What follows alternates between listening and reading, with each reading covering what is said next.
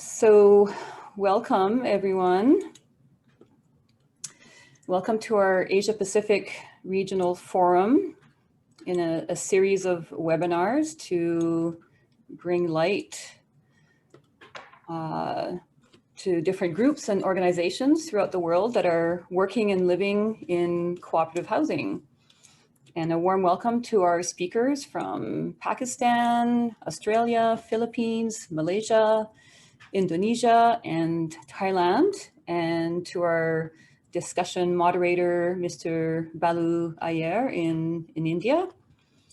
I'm Julie Lapalm, Secretary General of Cooperative Housing International. I deliver CHI's work program, which includes communications, governance, education, and knowledge sharing, and collaborations. So I'll just start off with a little bit of etiquette as well. So I ask everyone to mute their microphones when they're not speaking. And we will have a question and discussion period at the end. And I ask you to raise your hand using the hand function. I believe we have that at the bottom and in the reactions. Just using unmute. And we'll hopefully not have everyone unmuting at once. So Balu will be moderating that discussion. And so today I'll go over the goal of this forum and explain CHI and a brief description of cooperative housing. And then I will introduce Mr. Balu Iyer and do a brief introduction of the speakers, and then we'll hear from each of the speakers. And then at the end, we'll have a question discussion, sort of an open forum where people can engage in an open discussion. So today's forum is a networking and information exchange, which aims to connect different actors to one another and to raise awareness about the benefits and potential of cooperative housing, particularly in the world of increasing housing costs and the commodification of housing.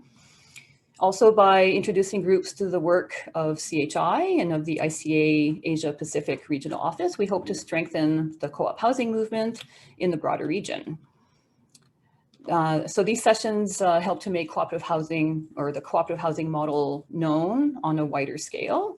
So the goal is to raise awareness, plant a seed, and offer up some concrete examples of functioning co-ops.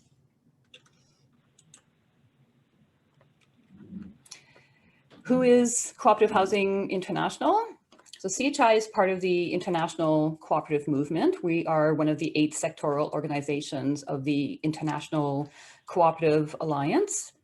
So we are, the International Cooperative Alliance, also known as ICA, is the international apex organization for the cooperative housing movement worldwide. And CHI is the sectoral organization that's representing the housing sector. Our main focus is to promote the cooperative housing model as a viable and human-centered housing solution. We facilitate knowledge sharing via peer-to-peer exchanges. We advocate on behalf of housing co-ops, and we share good practices and create networking opportunities that connect cooperative and community-led practitioners and actors with one another, with civil society and policymakers. These connections can and have led to interesting partnerships and collaborations, such as the Cohabitat Network, which I will explain shortly. And we have one of our partners here, which is ACHR and We Affect, ARCOM. These are all organizations that have come together through this network. So these are a few of our members. We have over 30 members from around the world. So we have a few of their logos here. And so we essentially facilitate the connection of all of these various organizations. And by doing so, we're highlighting good practices from around the globe. So I'm just going to explain the Cohabitat Network. It brings together community-led housing organizations and allies from across the world who work to secure housing through collective, non-speculative, people-led solutions. So CHI is part of this network. So together we demonstrate the successes and potential of community-led housing and make it more widespread and attainable by co-producing knowledge and information exchanges, by connecting people across countries, organizations, and regions, and by co-designing affordable and collaborative financial tools. These are some of the partners that are part of this, this collaboration. And this is a tool that is really quite useful and always evolving. It's a global database of community-led housing that showcases housing projects and partner organizations from around the world. So you can discover and document projects and their partners. So it's kind of like a Wikipedia of collaborative housing to enrich the knowledge on community-led housing. So most of the content is under open data license, so it's freely available for anyone to use, to edit, and to republish. So anyone can add their housing community on here and explain how you were financed, how you acquired the land, how you're governed. So, you know, just basic information to help inspire other groups and to share knowledge, you know, about innovative financial tools, for example. Oh, so this is, yeah, I'm not going to show this.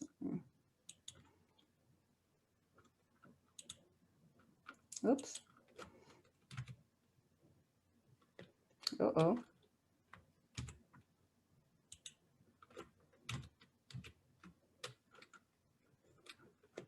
I have to relocate. Okay, so what is cooperative housing? So some of you may be new to co-op housing, so I'll give you a brief explanation. In a nutshell, housing cooperative is a jointly owned, democratically controlled enterprise. Co-ops are not owned by the government and they're not charities. They are independently owned nonprofit organizations that are governed by their members. Many housing co-ops try to keep their rent affordable, and some others subsidizes their lower income members. So every co-op housing community is different. Some are large apartment complexes, others are townhouses, and others are single family homes. Some are rental and others are owner occupied. Different co-op models are available depending on the country, but they all have one thing in common, which is that they're focused on community and they're designed to meet the needs, the economic, social, and cultural needs of their members. Oh, meant to show that slide. So in a few minutes, we'll hear from our speakers in this order. So we'll have Ms. Aram Sharif Baji from the Karachi Housing Union, who's also a CHI board member. Then we will move to Australia and hear from Eugenie Stockman from Cooperative Housing. Then we are traveling to the Philippines and we'll hear from Sam Sabida from the Federation of People's Sustainable Development Cooperative. And then we are in Malaysia with Mohammed Ali Hassan, and then back to the Philippines with Jessica Soto from We Effect. And then we go to Thailand and we'll hear about the Asian Coalition of Housing Rights from Brenda Perez Castro. And then we're in Indonesia and we'll hear from Yuli Kozroro. So without any further ado, I hand it over to Ms. Aram Baji. And Shivali will share, I will stop sharing and then Shivali will share the presentation.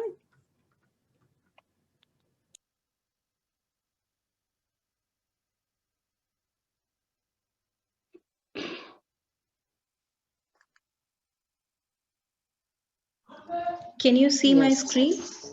Yes. Hello, everyone. My name is Aram Sharif Haiji. I'm representing Karachi Cooperative Housing Societies Union Limited, Pakistan, and I'm also on the CHI board. Actually, I'm heading the executive women wing of this organization, and also I'm the VP of Cooperative School, which was the first cooperative school introduced in Pakistan. So here is the presentation. Yes. Can I have the next slide, please? Yes. This, yes, cooperative, yes. This is the start, like cooperatives were introduced in Indo-Pakistan when Pakistan and India were, was a one continent, one country. So it was introduced that time, way back in 1904. This is the figure in front of all of you. Can you hear me all? No. Yes, the same slide. Hello? Yes. Okay. So cooperative societies were registered in 1912. The powers transferred to provinces 1919. Pakistan created with 46 COP housing societies in 1947. That was the start of Pakistan. And then KCH union established in 1949. I mean, that was early, way back after 1947. That was the first cooperative housing was introduced in Pakistan. That was Karachi Cooperative Housing Societies. Karachi is one of the cities of Pakistan, which exists in one of the biggest province, which is called Sindh. And then we have 4 provinces apart from Sindh. So Karachi is the most biggest and the most cosmopolitan city of Pakistan. So commercial and business started working in 1970. So here is the other figures, the progress of the cooperative housing societies. According to these figures, how we have started the medical education sports facilities for low class level employment for all people with low level of income. So yes, can I have a bigger? And then this is the comparative of the years to 2010 and 2019. The housing stocks, the housing cooperatives we have built so far, and the members. The next slide, please. That's the general statistical data of cooperative sector of Pakistan. It's here in front of you, like cooperative, all types, then the members, housing co-ops, members, then housing bills units so far. So Pakistan, it's like it's the complete of all provinces. Like I told you, it is divided into 4 provinces: Sindh, Punjab, uh, Balochistan, and KPK, formerly known as NWFP. So this is the whole complete figures of total cooperatives, not only housing. This is the total cooperative data of Pakistan. So in Pakistan, 8,000, and then the members 26,000, and housing corps are 2007, and then 19, and then this is the housing units, and then this is divided down the line till this. So upper line is the complete total number of all this Pakistan. Can I have the next slide, please? Yes. Now this is the introduction of our cooperative housing society, which is called Karachi Cooperative Housing Societies Union Limited. So Karachi Cooperative Housing Union was established in 1949 and registered under Cooperative Societies Act 1925. The union was established to acquire land from federal and provincial government for housing sector in order to meet growing demand of housing. 24 cooperative housing societies formed and registered under the Cooperative Societies Act became members of the KCHS Union. The union is the apex body of these societies. KCHS union is the apex body, and rest of the housing societies come under this. The affairs of KCHS union are run by the board of directors, which consists of 24 directors and one each from the member societies. The managing director is the executive head of the union. Next slide, please.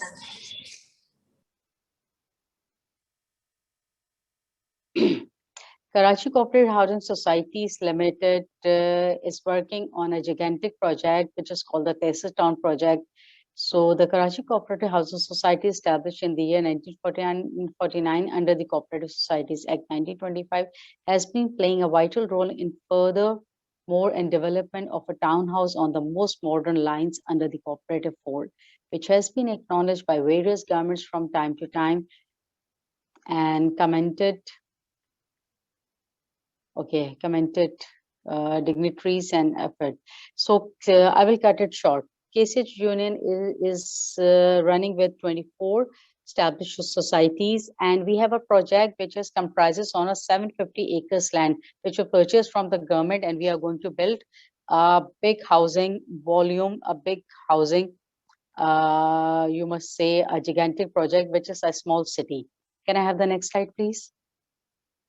Okay, this is the whole, the map of the project it's going to run, and only 25% of the work is left to be done. And then the planning is already there, and the construction of the houses are underway. Can I have the next slide, please? The area of demarcation is like this. We have the lines, the colors, which are marking these percentages, which are given. Like the residential, we have given this 55% and 5%. These lines I will explain to you in the next slide. Can I have the next? Yes. So the 55% would be the residential in those gigantic projects. I'm talking about 5% commercial area, 25% roads, 8% parks, 4% public use space, 3% educational use spaces like school, universities, and colleges. When it comes to targeted members, there's a town population, it would be around 54,000, and the population held by cooperative housing is around 2.1 million. Next slide, please. Yes, this is the bifurcation of further what I was talking about. The capital requirement for the whole project is as under. So these are the things we are going to do. You can see the figures. The capital utilized 10 million purchased, then the capital available 50 million. Further capital required is 100 million. Out of this 100 million, 40 million has already been done. So we are just looking at rest of the figure. And the construction, everything is underway. So we keep pulling in the amount and we'll keep building the project. It's a big project, so it takes years and years to complete. Next slide, please. So the current scenario of Pakistan under new government is like everyone knows, when the government changes, so we face a lot of problems. There are some negatives, some positives. So these are the things. Like our prime minister has taken the climate change seriously, so that we are going to work. The biggest problem in Pakistan is the land mafia. Land mafia, like those who grab the lands and then they own it, and then there are some other issues, legal, illegal. So we have to face with, and these kind of problem we are going to face in these projects as well, but we are minimizing it with the efforts of the government. And then there are so many things. I do not need to read everything. Can I have the next slide, please? So this is all about the most important thing I would like to pin down, that the 5 million home initiative is a housing program and promised by the government, that the 5 million housing apart from this town would be given by the government, which is a promise, and it's of course underway. But due to some pandemic, this corona problem, so we are going to face this thing, and it's going to be on a slowest path. But after this period is over, it will come back on its own pace. Thank you very much. Can I have the next slide, please? Yes, thank you very much for listening to me and my whole presentation. I have cut it down. I could not read the whole thing, but this was all I could, give you a small picture of Pakistan and our own organization. I would like to say a few words regarding this housing CHI, Cooperative Housing International. I'm on this board since 2011. I was elected uh, as the board member in Mexico City, Cancun. I still remember at that time our head was Mr. David Rogers, and then it was then he had to step down after 2 years of that. Then Mr. Nicholas came in, and now I'm working under Mr. Anders. So it's been a very good experience working on the board as a CHI member. It's been a comprehensive thing that I have learned a lot from the board, that there were people from Europe and different countries apart from Asia. There were few people from Asia, only Mr. Ali came, and way back during the journal conference in remember, Ali, when did you come? So then we had to learn from the Asian countries. But the total experience with CHI has been very good, that I have learned all from different people, from different three presidents, and who have taken a good care of everything, that it's been a cross-country information which I have shared my country's information with the board members, and then learn from them, and then given my knowledge to them and getting knowledge from them. It's been a nice that we have been able to implement the same thing in our countries. Thank you very much, and special thanks to Julie, who has been so coordinative in giving the positive effect on the CHR platform. Thank you. Thank you, Aram. Thank you for giving us a historic perspective of cooperative housing in Pakistan. It goes way back to the 1940s, so it's fairly well established, and nice to see this huge development. Not so great to hear about the land mafia, but yeah, that's it's a reality that is occurring in many different countries. So that's, you know, one of the things that is giving cooperative housing a bad name, unfortunately, but they're not all like that, thankfully. So yeah, as I mentioned earlier, I forgot to introduce Mr. Balu Ayer, and so I wanted to give him a chance to say a few words. Balu, do you want to take the stage? Sure. Can you hear me? Yes. Okay, good. Good morning, everyone, and good afternoon, good evening, given that we are across time zones all the way from, I think, Mongolia. I see Zolo from Mongolia there, all the way to Canada and the US. So thank you all for joining us for this very interesting webinar. Thank you, Julie, again, and the CHI board for putting Asia Pacific in your perspective and looking ahead to see how we can engage with cooperative housing in the region. And the pandemic has shown with everyone working from home how important it is to have a roof over your head. And so the need is going to go on increasing. And it was very nice to hear from Aram about the 5 million home which is being proposed in Pakistan. I'll take a few minutes just to give you all a brief about the Asia Pacific region before we get down to the main, listening to our main speakers. I'd just like to share my screen.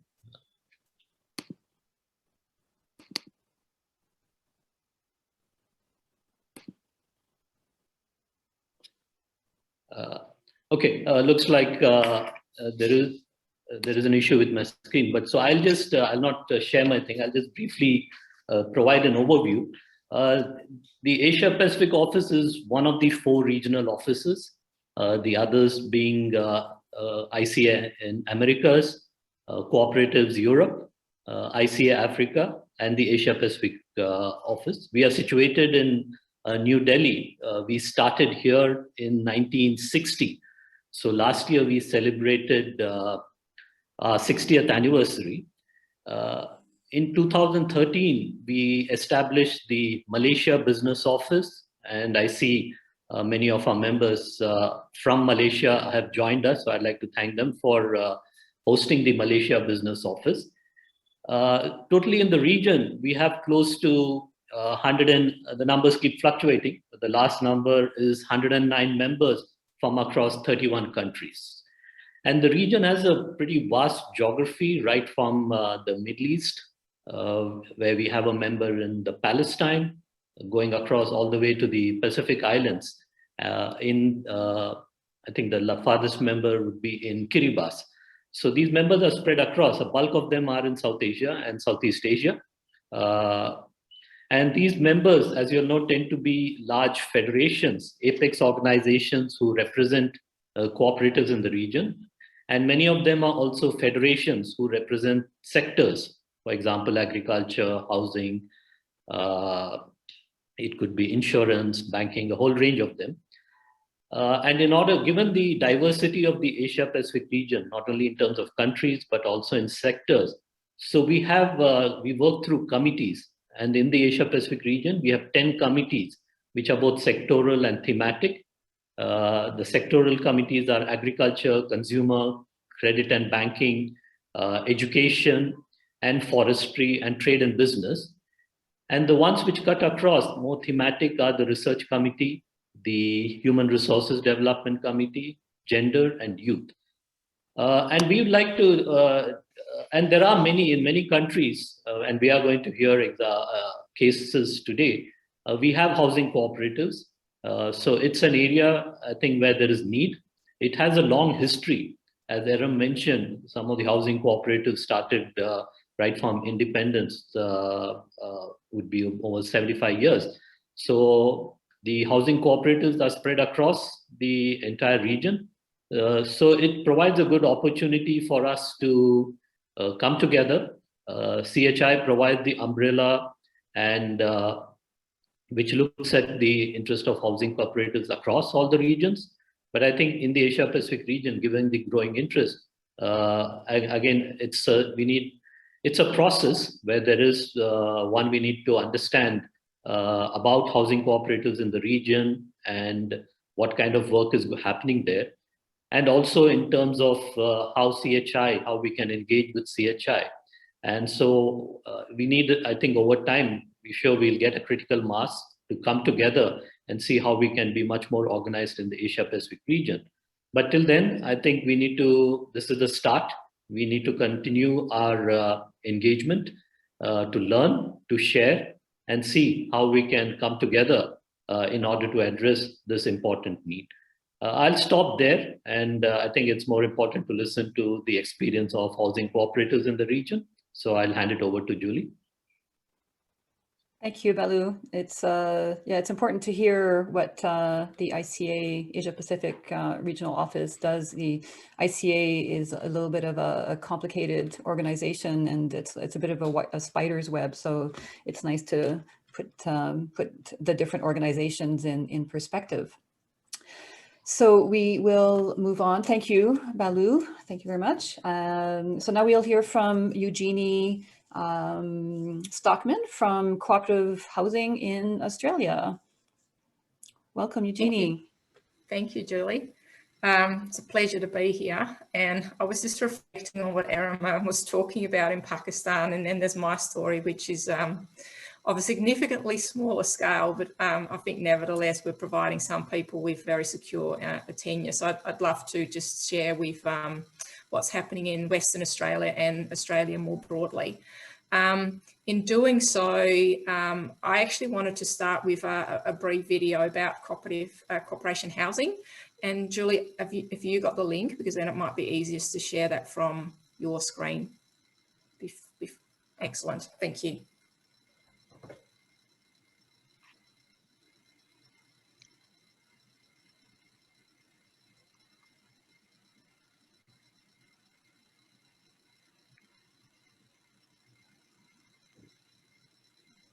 There's no sound, Julie.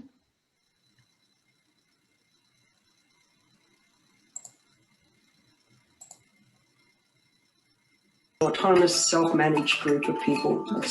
Cooperatives. I really know what a cooperative is. Housing cooperatives offer quality, affordable, community-oriented housing. It's not the rental model, it's not the home ownership model.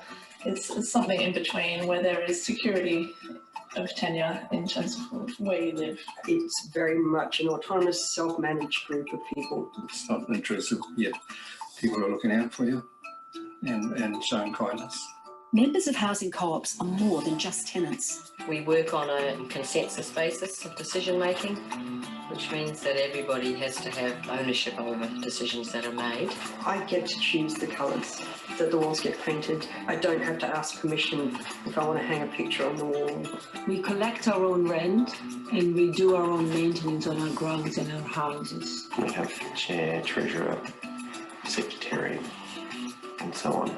They build skills and connect to their neighbours and the wider community. I'm learning those skills, office work, filing, all those computer skills that I didn't think I would ever have the brain for. Research from around the world demonstrates the value of housing cooperatives. Co-ops build relationships between neighbours. We had a little party the other night, didn't we, love? Yeah, between ourselves. Three of us with a couple of bottles of red or something, you know, it was lovely, wasn't it? Mm. Provide stability through security of tenure. This is ours until we want to move somewhere else, which I don't see me doing. Have a positive impact on health and well-being. No, you ain't moving. No, okay. I've been told. And offer opportunities to acquire skills while reducing the cost of living. There's many areas where you wouldn't normally push yourself out of your comfort zone. In Australia, most housing co-ops are a member of an umbrella organisation. This organisation provides support to existing housing cooperatives in areas such as governance, financial management, asset management and property maintenance. They may also assist with the growth and development of new housing and cooperatives. Mutual investment in the community is the heart of living in a cooperative. All co-ops are bound by internationally agreed values and principles. All members have an equal say. They build sustainable and inclusive homes and communities. It feels much more like my home. We love it. We've been here for 9 years and really pleased. It's the best move we've ever made. Cooperative living is the future of housing.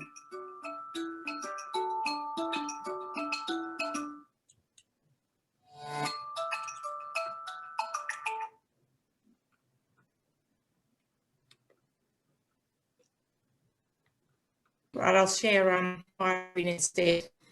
Is that up, Julie? I don't even know. It is, yeah. The video keeps showing. Yeah, we can see your presentation. Go ahead. Excellent. My name is Eugenie and I'm the CEO of Cooperation Housing, and like the video explained, we're the umbrella organisation of housing co-ops in Western Australia. We're not big. We have 5 full members at the moment, and we then manage a retirement village as well. Our mission is to really grow the cooperative and build strong communities through the cooperative model. And we really see that cooperatives can play a role in providing security of tenure. At present, our members all have been previously have been funded through what was a community housing program. It was a government funding in the 90s. All our co-ops have been funded through that program. And as a result, they are responsible and are obliged to provide housing for low-income households. So it's social housing, and we haven't gone beyond that just yet. The co-ops are responsible for financial management, asset management, tenancy management. So it's quite a lot. But as the umbrella organisation, we have their back. So if they need help and support, we are there to step in to help out with whatever is required. Cooperation Housing is the organisation based in Western Australia. Across Australia, we've recently formed the Australian Cooperative Housing Alliance, and we also, that's where we work together with umbrella organisations in the other states. South Australia's Common Equity Housing. In Victoria, there's Common Equity Housing Limited and United Housing. In New South Wales, Common Equity. So that's the main organisations that have formed what's referred to as ACHA and work together to progress cooperative housing in Australia. One of the things that we've done together fairly recently is commissioned a research project that would be looking at the value of the cooperative housing model. The very first phase of the research was looking at studies, international studies, quantifying the benefits. And it became very obvious that housing co-ops save costs, build social capital, improve the residents' health and well-being, and that overall resident satisfaction is higher in housing co-ops. We recently received significant grant funding for stage 2 of the research, which is specifically looking at the benefits of housing co-ops in Australia. I think the cooperative housing model is a really good example of community-led development and focusing on that sense of community. And I think what's important in that regard is that we invest not just in the physical buildings, but under the co-op model that we invest in the people. And it's through that investment in what Charles Durrett, a co-housing consultant and architect, referred to as the software, and definitely as an umbrella organisation here in Western Australia, we take that commitment seriously, and we try and provide ongoing training and education opportunities for our residents and those generally interested in maybe moving into a co-op down the track. So I think in the Australian context, the housing cooperative model is a very well placed to deliver quality, community-led and affordable housing. I think we've got some exciting opportunities coming up, including ones that will showcase some different funding models. That means that we're less reliant on solely government funding to build housing co-ops of the future. Thank you. I might just leave it at that and see where this question is towards the end. Thank you, Julie. Thank you, Eugenie. And yeah, thank you for showing that video. You know, it's really important to share, you know, what cooperative housing is and the benefits and how it impacts its members by sharing these visual stories. And yeah, if I can have permission to borrow that quote, I really like that comparison between the software and the hardware. You know, it's really, you know, it describes cooperative housing, you know, quite accurately. So thanks for sharing that poignant quote as well. Absolutely. There's a couple of videos. We've got a YouTube channel. There's a couple of videos also of our individual housing co-ops. If people are interested, they're accessible through our website. But have a look. Yes, and I remember seeing that video before when, as I started watching it, I realized, oh, I think I've shared that on our social media. So yeah, I've shared a few of your videos. Keep them coming. They're great. Thank you. So next we have Ms. Sam Sabida from the Federation of People's Sustainable Development Cooperatives in the Philippines. Welcome, Sam. Would you like to share your screen? Hi, good. Yeah. Thank you, Ms. Julie. Good afternoon. It's already 12 here in the Philippines at noon. So good afternoon from the Philippines. So it is my pleasure to represent in behalf of FPSDC and share with you the different initiatives that we do in line with cooperative housing in establishing a sustainable cooperative housing community. So for this presentation this afternoon, the outline of the presentation will be, first, I will be presenting who FPSDC is, our history, our profile, and then also after that, I will be presenting the different programs and services that we do in FPSDC. And then following that, I will be giving you a brief history and a profile of what Co-op Bill is. And then lastly, I will be sharing with you the different challenges and the different takeaways that we got from those experiences in developing Co-op Bill. So first off, I would first like to introduce who FPSDC is. So the name of our cooperative is a bit of a tongue twister, but once you get used to it, it'll be easier. So FPSDC stands for the Federation of People's Sustainable Development Cooperative. So it is a secondary cooperative established in 1998. So it was established through the organization of its 21 founding members. So after more than 2 decades, the then 21 founding members grew into around 170 cooperatives. So this is from all around the Philippines, from the 3 main islands of Luzon, Visayas, and Mindanao. So in FPSDC, we also anchor ourselves in this vision and mission that we have set for our organization. So for our vision, we see FPSDC as a leading federation committed to the advocacy and work for social justice and equity towards social transformation. And this vision is further supported by our mission. So in our mission, we declare that, and we recognize that we are a part of a global movement working for alternative structures and means for social justice and equity. So we just highlight here the very essence of the cooperative movement. And then following that, we declare the different facilities and the different services that we offer to our members. So we facilitate cooperative development by strengthening, providing support and access to value-based, innovative, and responsive programs and services. And apart from that, as I mentioned earlier, as stated in our name, we are working for sustainable development. And in order for us to do that, we have set this somehow of a gauge for us, so that we can concretely implement this concept of sustainable development that we have in mind. So in FPSDC, we advocate for the 4 P's of sustainable development. Specifically, this stands for people, planet, prosperity, and peace. So these parameters serves as our gauge in developing projects or in approving programs of our members, so that we can ensure that we abide by our principles, by our advocacy. So for people, we only mean that we ensure that our different programs and services promote social justice, equity, among many others. For planet, of course, we want to ensure that our programs would promote environmental preservation, among many others. For prosperity, we don't just mean financial security, but most importantly, food security. A more holistic type of prosperity other than financial. And then lastly, we are hopeful that these 3 P's would lead to our goal, which is to promote peace. And by peace, we mean global unity, promotion of the cooperative principles, among many others.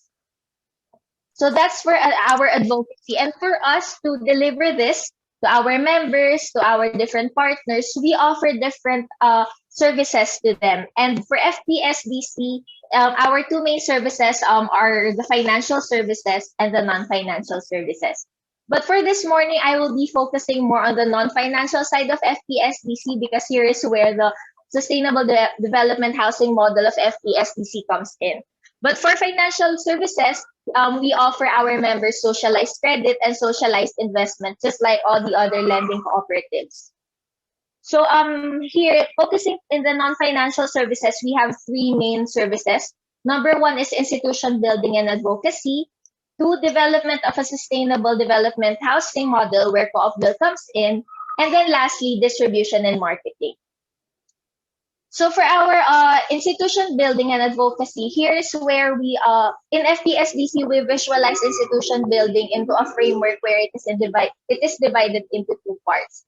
So first, we ensure that we capacitate FPSDC first as an institution, because we believe that we cannot give what we don't have.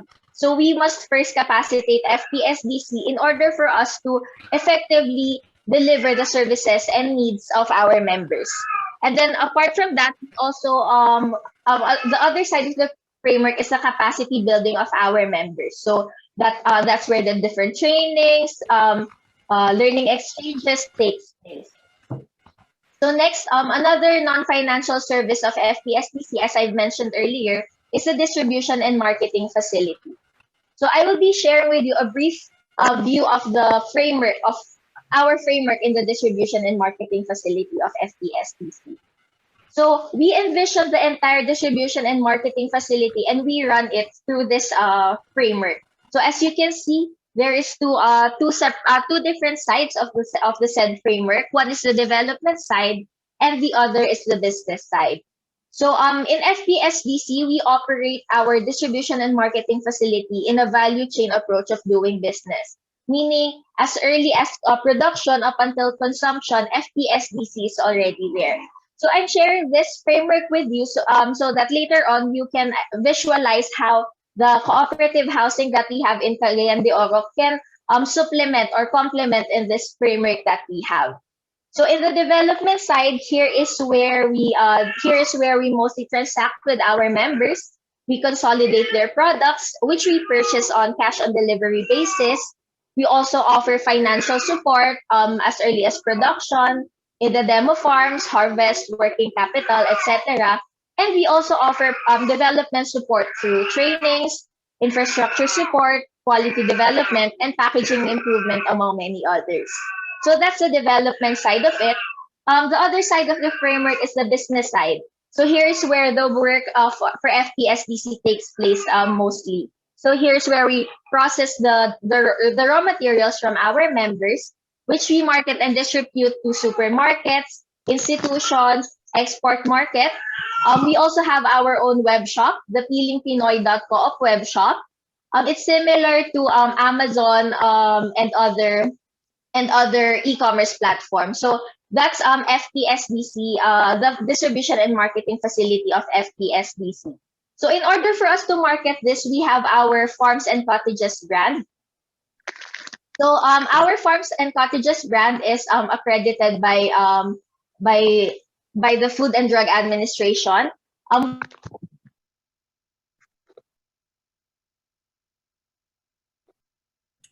You've muted yourself, Sam. Can you unmute, Sam? Sam, we can't hear you because you're muted. Sam, we can't hear you. Hello? Yeah. Hello, sorry. I didn't know I was put on mute. Hello? Yeah, we can hear you now. Hello, am I being heard? Yes. Okay. Okay, so that's for the distribution and marketing facility of FPSDC. So now I will be presenting now the main part of this presentation, development of cooperative housing community in FPSDC. So in FPSDC we call this the Co-op Bill, the Co-op Bill as the Co-op Bill facility. So Co-op Bill is a sustainable housing program of FPSDC that aims to build not only physical houses but develop a sustainable community as well. So it is a 5-hectare land located in the northernmost part of southern Philippines. So we also see Co-op Bill as our way to embody the 7 cooperative principle, which is the concern for community. So we say that this emphasizes concern for community because initially FPSDC really did not plan having okay, so I'll just briefly go through this the history of Co-op Bill. So FPSDC did not really plan to have a Co-op Bill as I mean they didn't really plan to venture into cooperative housing, but as a need arises after Tropical Storm Sendong washed out the northern part of southern Philippines. So a lot of our cooperative members, their individual members were badly affected. They lost their homes, their livelihood, and then they also lost some even lost their family members because of this Tropical Storm Sendong. So, and in order for us to address this, since this is a major concern of the cooperative, we provided the land that we had and partnered with different civil society organizations and the church in building Co-op Bill because we see this as a primary need of the different individual cooperative members that were affected by the calamity. So it was in July 2012 where the groundbreaking of Co-op Bill took place and was attended by the different cooperative partners in building Co-op Bill. So for us to concretize this, we built Co-op Bill through 2 phases. Number 1, through the building of houses and facilities, and number 2, because we want it to be holistic for them, here is where we also develop different livelihood opportunities for them. So for the phase 1 in the building of houses and facilities, we built different houses and the different facilities that would help them bounce back from what happened. So each unit in Co-op Bill is consisted of 25 square meter floor area situated within a 50 square meter lot area. So they in order to abide also with our advocacy for renewable energy, these were built through the earth-friendly interlocking compressed earth blocks. So at present, we have different facilities in Co-op Bill. Apart from the houses, we have single detached units, quadruplex units, multi-purpose hall, daycare center, health center, covered court, and bed and breakfast facility. And then following that, as I've mentioned earlier, we also developed different livelihood opportunities for Co-op Bill. So this is how we envision to strategically develop the livelihood opportunities in Co-op Bill. So we place different zones in the different parts of Co-op Bill. And we have the blue zone. So here is where most of the area, this will house the existing facilities in Co-op Bill. And then we also have the green zone and the red zone, which will be more of the agritourism site or the relaxation and well-being site. This was where it was supposed to be placed before the pandemic happened. And then lastly, yellow zone, this will serve as the biggest zone that will carry the biggest enterprise area in Coopville. So I think since we're running out of time, I will no longer delve into the Y lead and Hive program. But later on, should there be any questions, I would gladly answer it. So these are just some of the enabling programs that we have to complement the distribution and marketing facility, as I mentioned earlier. So Y lead is a program that we envision to encourage youth to come back to agriculture so that they can participate in agriculture given the rising concerns in aging farmers and the like. And also Hive is, as I mentioned earlier, it will be situated in the yellow zone of Coopville. So this will be like a social franchising model. So this will be the pilot model, which will be managed by the cooperative within Coopville, which we call the People Sustainable Consumer Cooperative. So essentially, they for the pilot model, it will be for cocoa sugar. So they will be processing the cocoa sugar, which will be marketed in the in FPSDC or other institutions that will be demanding for the said product. So just 3 more slides. So for in Coopville in numbers, so at present we have 176 units in Coopville. We house around 133 families, and individually we have around 600 residents. So just to share with you the different challenges that we faced in developing Coopville. So number one, we all know, I think that was from Pakistan earlier when they said community development does not only stop after building the houses, but it requires continuous investment in order to respond to the needs of the residents. Number two, community management. Of course, we know that the different residents come from different backgrounds, from different belief systems. So we have to ensure that safety and unity within the community is always prioritized. And lastly, the COVID outbreak. Of course, this is common to all of us. The pandemic really shook us in different ways we did not expect. So we had to put on hold the different livelihood opportunities that we were eyeing for Coopville. So yeah, but we are hopeful that in the coming years we could still proceed in implementing these enterprises for Coopville. So and as parting words to end my presentation, so I would just like to highlight the 3 takeaways that we as an organization were able to get from the development of Coopville. So number 1, cooperative is always the best model. So as we've mentioned in the background of Coopville, the residents of Coopville are survivors of a tropical storm calamity.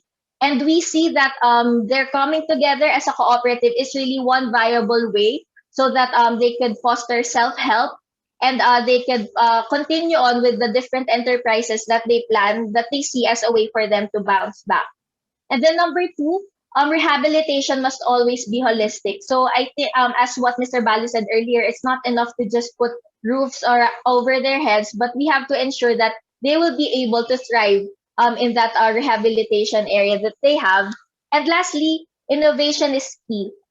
It is vital that we take innovation and the idea of future proofing as key elements in building a community. So this is in order for them to be prepared in whatever change that may come along their way. So that's the brief introduction of Coopville. I'm sorry for going beyond the time, but it is really our pleasure to share.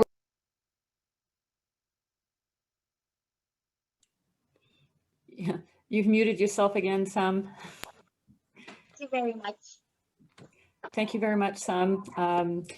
Yes, it's easy to see why it's difficult to explain FPSDC in less than 8 minutes.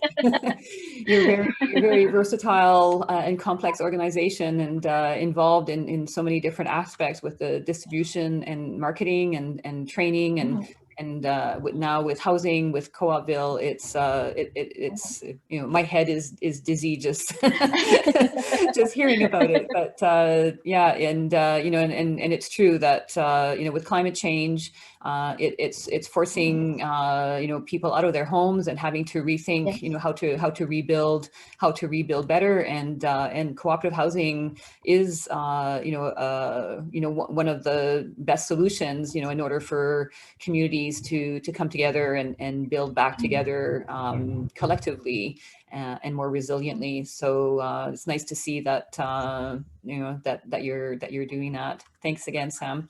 I'm sure there'll be lots of questions at the end. So we will move on to Mr. Mohammed Ali Hassan from Angkasa in Malaysia. Welcome, Ali. You'll have to unmute yourself, Ali. Sorry. Good morning, good afternoon, good evening, and early morning to some. Thank you very much, Julie. Thank you, fellow presenters, and of course, Mr. Baldo here. I'm trying to just present as brief as I can. Maybe first slide, please, Julie. Yeah. This is my title of representation: Cooperative Housing in Malaysia, Present and Future Outlook. I'm trying to present to you the future and the present outlook of cooperative housing in Malaysia.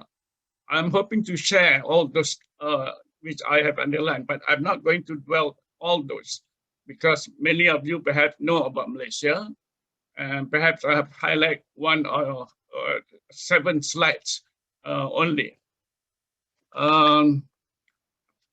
No, skip this. Malaysia at a glance to share. I'm trying to emphasize the cooperative housing performance and how is our involvement in cooperative, and also our National Cooperative Consortium Limited that is going to be formed. That had been formed but had been transformed into Federation of Cooperative Housing and Construction Industry. And then I highlight to you some of the cooperative housing involvement, and I think I will make some suggestion and conclusion, which probably we can discuss further in line with what our intention, CHI in Asia Pacific, for example, to build, to bring in all interested parties to share and perhaps complement each other to build more houses in not only in respective countries, but also within this region in line with cooperative principles and ideologies. Next, please. Can I get slide number 7, please? Julie, slide number 7. Yeah, current housing issues. Let me share with you the current housing issues. Many of us feel or believe that housing is basic. Shelter is basic. We are really wanting to have an affordable housing for all Malaysians.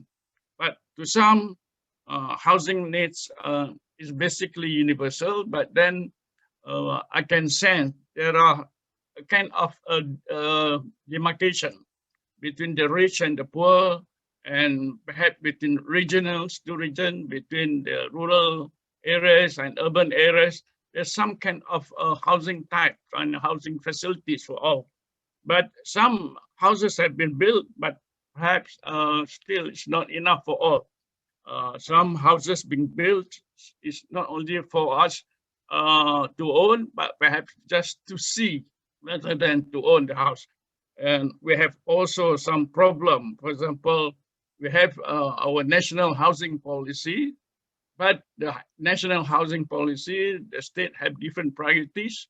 They have different emphasis on building houses of different types. And although we have targeted, like for example, in 2016 is the year of affordable housing, but still there are still a lot of houses to be needed by most common people, and a lot of people still wanting to build a house. We have heard recently, for example, one of the ruler wanting to build a house with only $1 investment from the population or the people. That is a challenge to all. And we are trying to build houses for the poor and for the needs and for even for the youth, for the matter. And there is a statement by the ministry. There's a shortage of affordable housing in Malaysia. Only a quarter of houses launched nationwide from 2016 to March has been built, which is priced around 250,000. So for many of us, the boundary of 250,000 ringgit Malaysia is considered to be affordable houses. But more than that is for the rich. So can I show number 8, please? Slide number 8.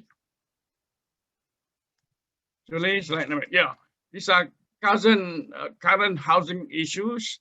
There are a lot of agencies and government agencies, even private sectors and NGOs, plus even cooperative trying to build affordable housing houses. For example, we have what you call, so same number 8, please.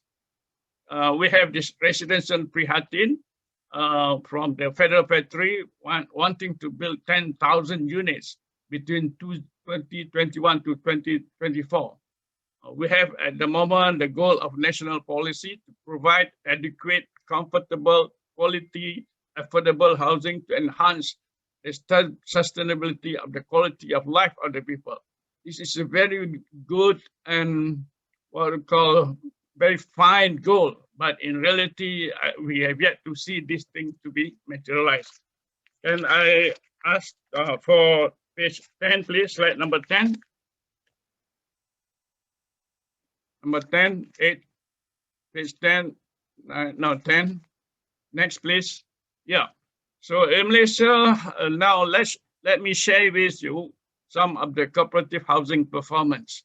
To let you know, 2021 is the 50 years anniversary of Angkasa, and next year is 100 years anniversary of cooperative in Malaysia. So perhaps it's high time for us to ponder what have we achieved, what have we been capitalized, what have been contributed in terms of housing. Let me show, for example, in June 2020, there are some 14,668 cooperatives in the whole of Malaysia, but only 313 co-op housing. So it's about 2.113%. So problem of cooperative housing can be highlighted, for example, 50% co-op housing, no stable financial resources, high bank loan, 85% cost of the project from bank, investment 5 to 7 years, weak technical management, project monitoring and implementation, co-ops over-dependent on consultant. I have a number of cases, for example, when you rely on consultant, during COVID pandemic, for example, we have consultants from overseas, we have consultants from neighboring countries, which are not able to come and visit and do continuously their work. So the project being left abandoned. So for almost 1 or 2 years during a pandemic, the housing project being left abandoned. And currently, of the all cooperative in Malaysia, 30% of cooperative not active due to COVID-19. Next, please. Page 11. Maybe we can share with you our vision about Angkasa's perspective on housing needs. We try to excel in housing cooperative contribution to 5 billion of the national GDP property development and construction industry sector by 2020. So hopefully we have achieved that. And we are trying to achieve at least by 15 billion by 2025. So currently, the total contribution of cooperative for GDP is only 3%. So we have to, there is a high order, a tall order for cooperative to contribute more to GDP. I believe through housing cooperative, we could enlarge the cakes and contribute more to GDP of the nation. Next page, please, page 12. Next, please. Julie, yeah. This is the statistics up to June 20. As I said earlier, only 313 active cooperative housing. It's only 2%. And total membership also about 2%. Total shares, which I calculated, only 1.57%, so about 2% too. Total assets, less than 1% of the total cooperative in Malaysia. And turnover of the housing cooperative is less than 0.01%. So we have room for improvement.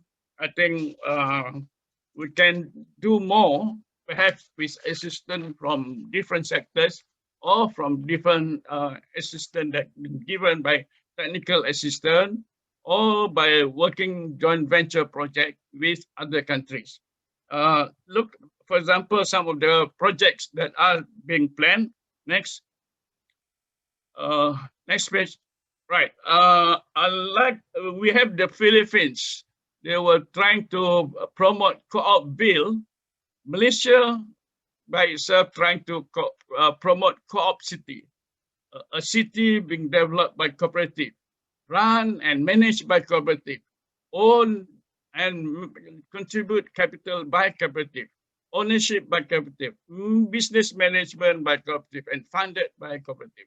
There are new cases, various cases of co-op city being developed, one in Johor, and almost every state wanting to have their own co-op city in Malaysia. So we hope this project will be realized soon. So perhaps I will just dwell into the future. Page 21, please.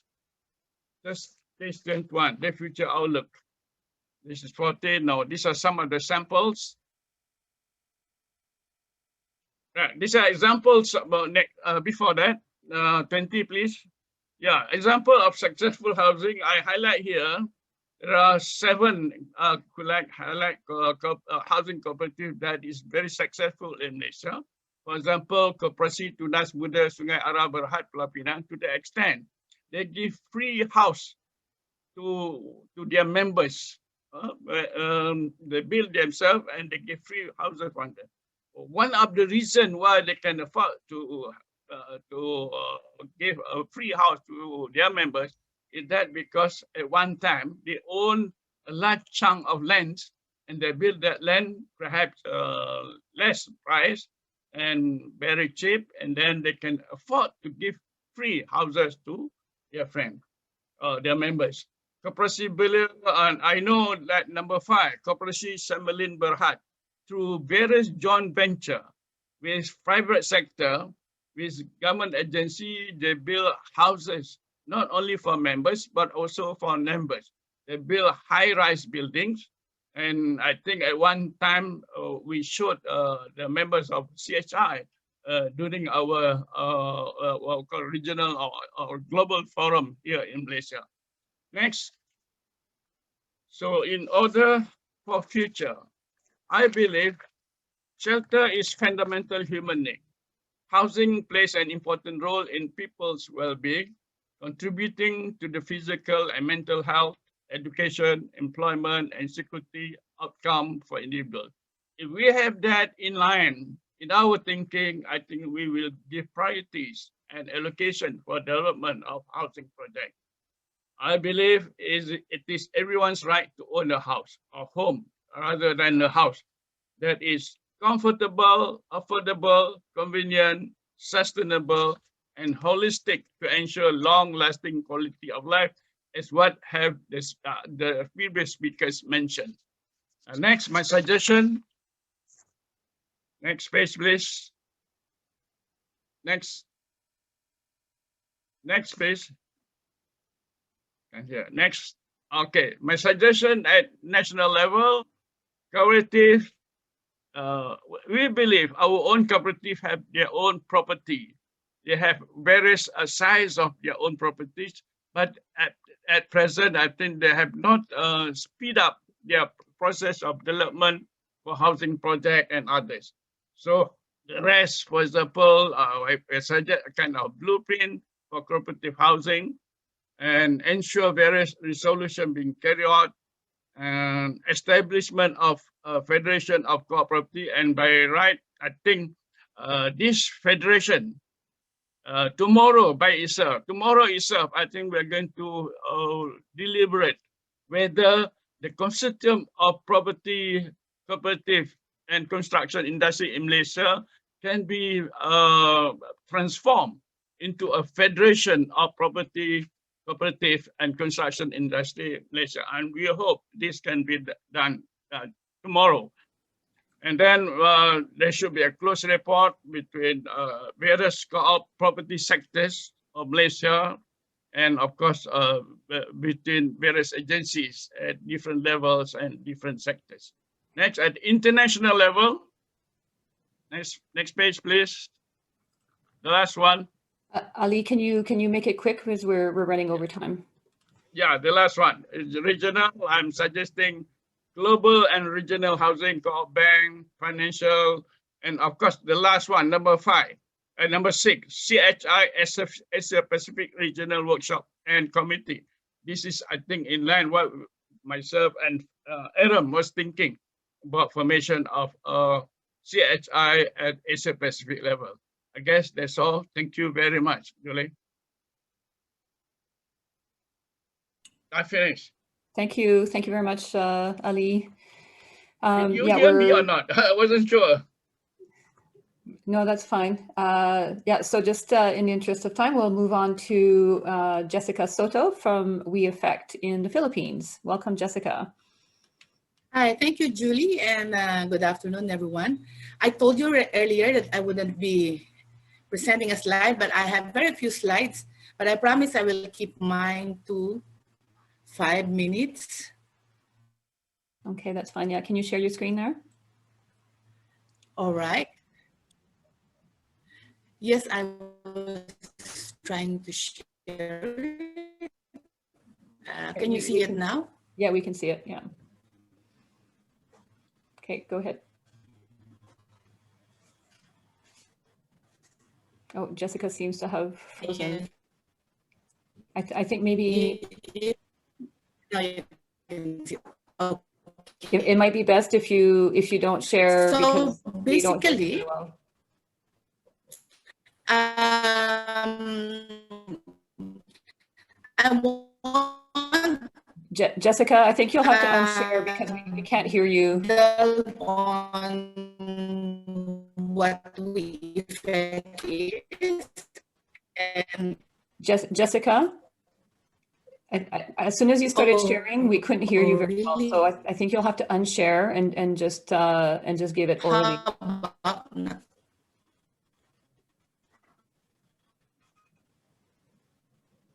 Okay.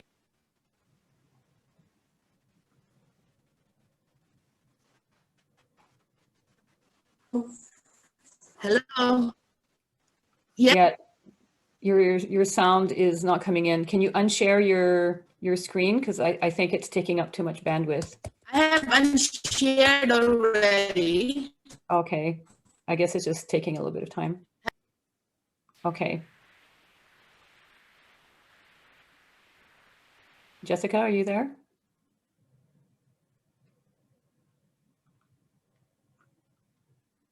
We seem to have lost Jessica. Okay, maybe she'll come back in. So while we wait for Jessica to come back, we can move on to Brenda Perez Castro from the Asian Coalition of Housing Rights. Sure. Thank you very much, Julie, for this invitation. And we're really pleased to be here, actually, because this is a point of connection between different networks that that I think we share a lot of values, a lot of principles, but probably haven't had the opportunity to share specific solutions and specific projects.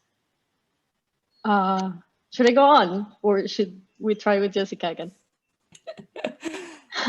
Okay, Jessica, are you back with us?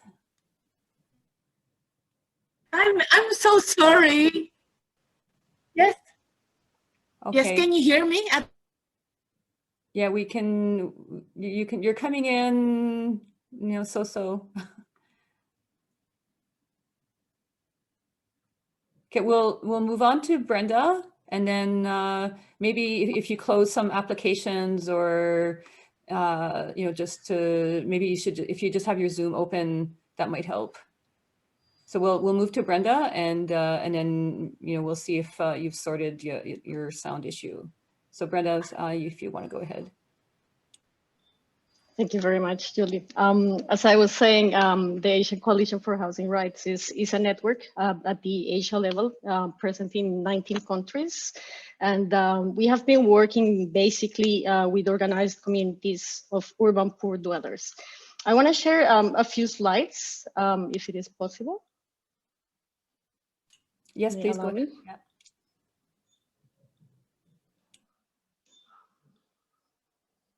Can you see it now? Yeah, we can see it. Do you want to, yeah, that's good. That works? Perfect. Okay. So the Asian Coalition for Housing Rights is as I was saying, a network of organized communities and community groups from 19 countries, around 19 countries, but also of professionals and support groups that often include as well local governments and national governments.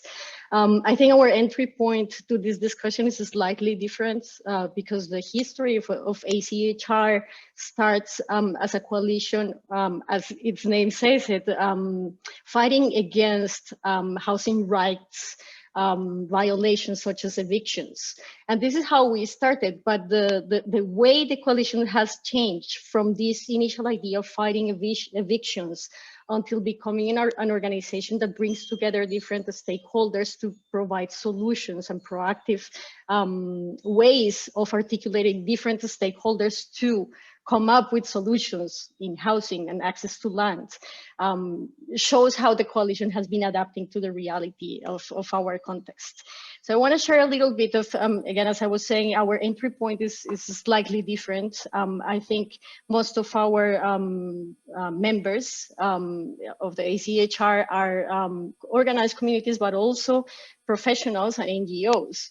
And our principle has always been that, or the ideas that we share as a coalition is that the solution for the housing problems and for poverty issues in general rely on people. People are the solution, are the driving force of the solutions that can be found for accessing land and accessing housing.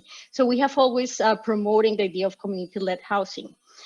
This has evolved also to realize that it's not only organized communities that can create an actual structural change in our countries, but it is necessary to work in networks at the city level and also at the national level. This is I want to emphasize on this point because I think it's slightly different from what we have seen so far in the network of the cooperative housing federations, that a lot of them are based on specific initiatives, specific communities that come together. And what we try to promote is that the poor communities that are usually slum dwellers or informal settlers or room renters come together as a network and try to find solutions and negotiate with their local governments, with landowners, etc. So our process is slightly different to what a traditional cooperative housing process is different, but what we have been observing is that we share a lot of principles. And one of them is the fact that we think that everything should be thought as a collective process, but also the process of organizing, saving, negotiating, planning, building, repaying credits, owning land and owning housing and managing and growing as a community is a collective process, but it also produces a product, housing and land, that should be collective.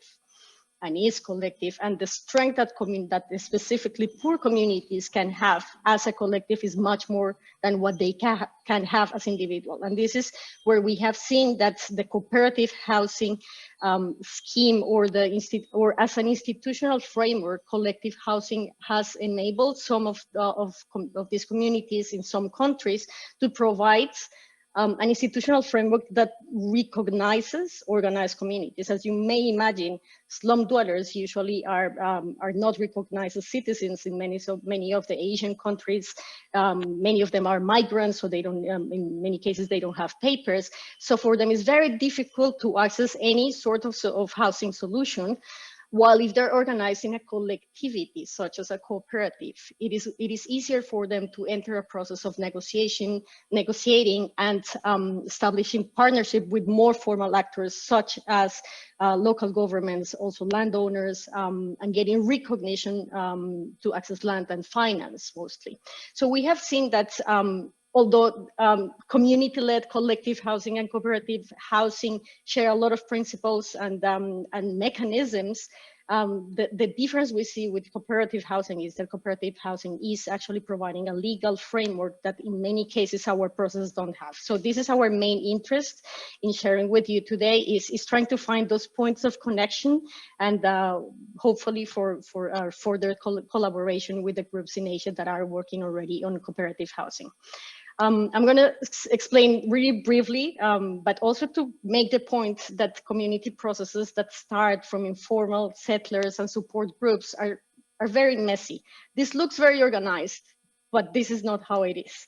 Actually, if you look at the bottom part of the slide, you would see that this is a lot of the dimensions or the activities that many of our group members in the region use to organize themselves. They develop community finance schemes that are mostly savings and credit groups at the community level, but also at the city level. This is always managed by the groups themselves. These processes are often informal, but help them in getting organized, getting to know each other, understanding the problem of slums at the city level, and getting to know each other and develop solutions together. From that, it's very easy that communities can start planning together and coming up with specific projects together, can start to negotiate land for specific projects, but also at the city level, because when slum dwellers have information and understand what their position in the city is, they can start to interact and negotiate more easily with city level actors. And in that way, they can access also housing and services. This is, in general, if you may think this is a very similar process to what the cooperative housing processes are. But the truth is that in reality, many of the poor community groups actually cannot follow this process as clean as it looks here. And actually what we have seen is in different countries, the process it's very, very entangled. And it may start with saving groups, or it may start with the slum upgrading of infrastructures, small scale infrastructure projects. But some other processes may start from, as I was saying, from infrastructure projects. Some others may start from communities organizing themselves at the settlement level. So what I want to show with this slide is that this is not straightforward. And a lot of the process of organizing for community-led collective housing and leading eventually to cooperative housing in Asia is very complicated. And these three cases show three different countries, the process of three different countries. I want to show that this is an example. Sorry, my cat is interrupting me. I want to show that some of the although this is a very what is seen as a very messy process, actually produces a huge impact. And what we're showing here is one of our projects that was finished in 2014. Sorry, cat. That was finished in 2014, actually managed to build 146 housing projects in 5 years with the support of 100 partner organizations in 19 countries. What I want to point out here in this ACA program, the Asian Coalition for Community Action, was that a lot of the learnings that we got had to do with the fact that it is possible to keep communities where they are. it is not necessary to create new settlements and new developments outside the cities, but you can actually redevelop and create communities with adequate housing in the lands where communities, these traditional slum communities are located. 51% of our projects under that program were done as on-site projects. And we also managed to see that of the 136 projects that were done under the ACA program, 46 had collective housing. This actually is a point that I wanted to emphasize on, because a lot of the achievements that we have seen as a coalition in the groups that work on the ground in each of these 19 countries is that they have to adapt to the legal framework that they have in their countries. So in many cases, there is no cooperative laws, or there is no collective land tenure allowed. So what the groups have done is trying to adjust their process to the legal frameworks that they have in their own communities, in their own countries. So what we're doing now, after also trying to learn from that experience of the ACA program, was also to see what needs to be done at the national level to support this kind of ideas. So we are currently implementing a project that is aiming to strengthen the collective housing movement in 10 countries in Asia. And what we have asked our members is to run an analysis of what is happening and what is the community process at the national level, what are the strengths, what are the weaknesses, and also read a little bit of the environment and see what needs to be changed in the policy environment, or in the and also in the partnerships that they have at the national level, to make sure that we can further the collective housing movement in 10 countries. And what we have seen is that there are different emerging strategies from their countries. This is not something that is defined from ACHR, but it's actually done. It's actually done from the countries who decide what to do. And the 10 countries have decided to do mapping of the existing collective housing projects. So documenting and sharing existing experiences. So we're currently documenting around 70 cases of collective housing in the region. Some of them are doing context or policy research to also better understand what are the different possibilities to expand and scale up the solutions that these communities have found. Under the COVID situation, of course, a lot of one of the strategies that the ACHR groups tend to use is to bring together different communities that have experienced or have already gone through a process of organization and production of or collective production of housing. And that's one of our strategies, bringing all these people together. But because of the COVID situation, this has actually turned into a lot of webinars, conversations, and workshops online, which although has expanded also the possibilities for a lot of groups to meet each other and to learn from each other. This project is also supporting pilot or demo projects, demonstration projects in only 3 countries, because the resources are not too much. So what we're trying to do is to try to invite all the countries in the region to see if they can connect this project, which is aiming at strengthening the networks, with their action on the ground, because a lot of our members are they don't depend on ACHR. They're actually doing their own work in building communities, as you will see when our friends from ARCOM Indonesia present. They're doing a lot of projects on the ground from which they learn, and they share that learnings with our network ACHR. A lot of the projects of the strategies of these projects in each of the countries is also to advocate and to try to promote policy influence. Reason why we think that this gathering today with you is very important, if we can connect with members of your network in each of the countries where we're working, is very key for us, because we see that cooperative housing is an institutional framework that we need to explore further. And finally, the work. Yes. Yeah, I'm one slide. If you can wrap up, please. We have 2 more speakers. Yes.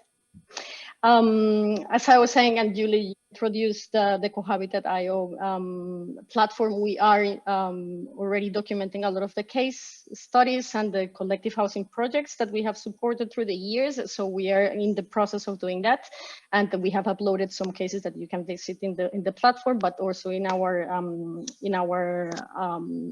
website, achr.net.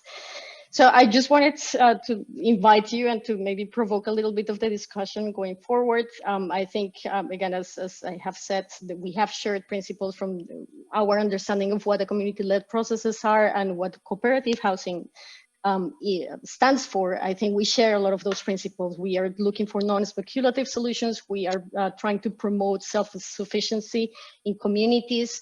We are promoting radical participation, and we are thinking this beyond housing. It's not just about housing, but it's about building alternative ways of living together and promoting growth in communities as collectives and also as individuals. But our question as well, and this is as we're exploring cooperative housing as an answer for what we do, is how to make sure that cooperative housing is accessible to slum dwellers, so to informal settlers, because this is an issue that we have observed in around a lot of the countries that are involved in this project. Cooperative housing usually has a lot of paperwork, a lot of costs because of the legal framework. So how do we make sure that they can serve the population that has the lowest income?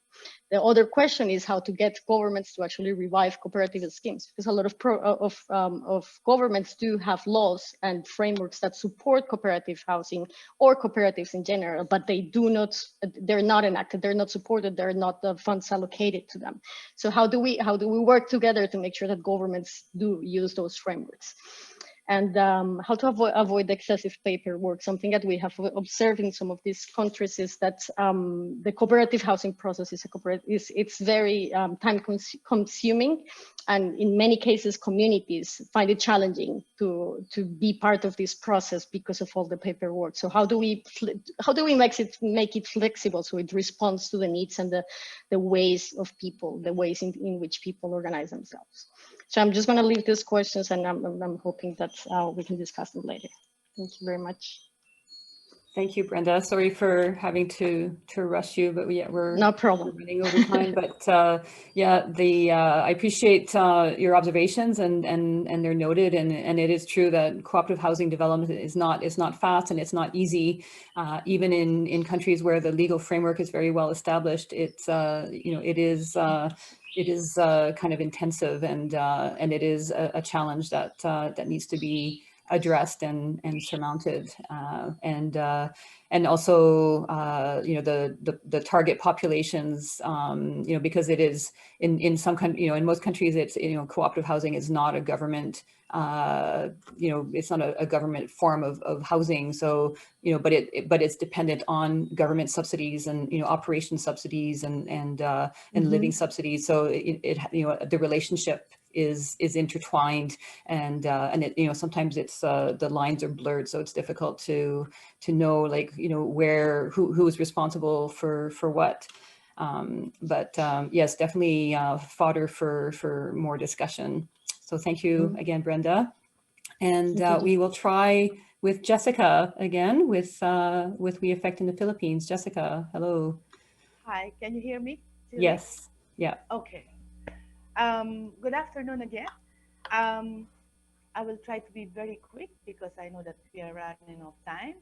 I'm not going to introduce my organization, but can I request you to please Google it, I think I will start by saying that there is a housing need in the country. And Brenda's presentation is similar to, what we are trying to do, promoting and demanding government to provide shelter and housing for their constituencies.